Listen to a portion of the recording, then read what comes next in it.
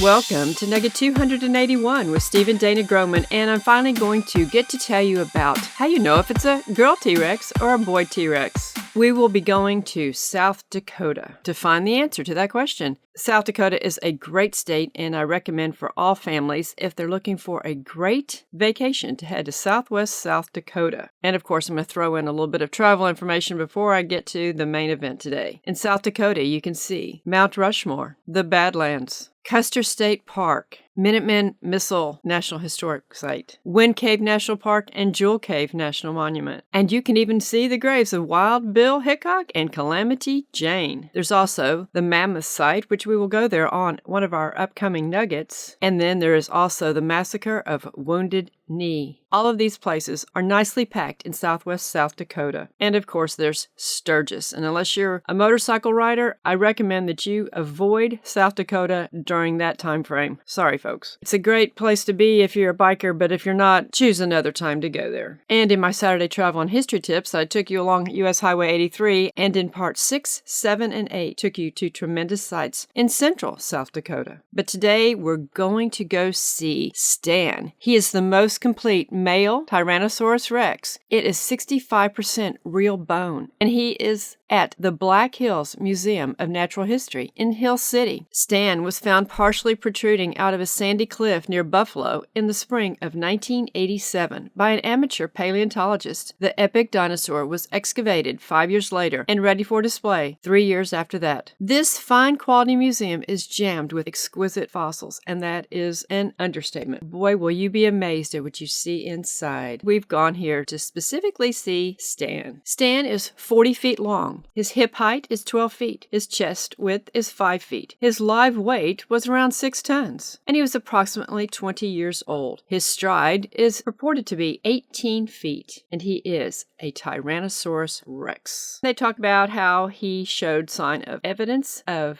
injury and disease. Several healed puncture wounds in his skull and ribs suggest that T-Rex fought among themselves. One terrible injury gave Stan a very stiff and painful neck and probably horrible headaches. 2 of his neck vertebrae were fused together, and a great deal of bone had grown around the injury. In other words, Stan survived a broken neck. Well, that's possible, but it also could have been damage done when his body was disarrayed at the time of the flood. Since no one has seen a living dinosaur, but if you watch our All About Dinosaurs, you'll see that that's probably really not true because everything was created at the same time. What we know of them comes from careful study before, during, and after cleaning and conservation of their fossil remains. Skilled workers known as preparators spent 25,000 hours using small air-powered chisels and air abrades, miniature sandblasters, to take away the matrix that encased Stan's fragile bones since their burial. Interesting clues about Stan's life emerged during this process. After molding the bones using special silicone rubber to ensure that even the smallest detail would be preserved, a polymer is poured into the molds to create an accurate copy of Stan's skeleton, which is then mounted on an internal steel framework known as an armature. And here they have a description of the parts of Stan's skeleton. Also on this sign is the part that you've been waiting for, male or female. Over 30 incomplete skeletons of T-Rex have been discovered so far.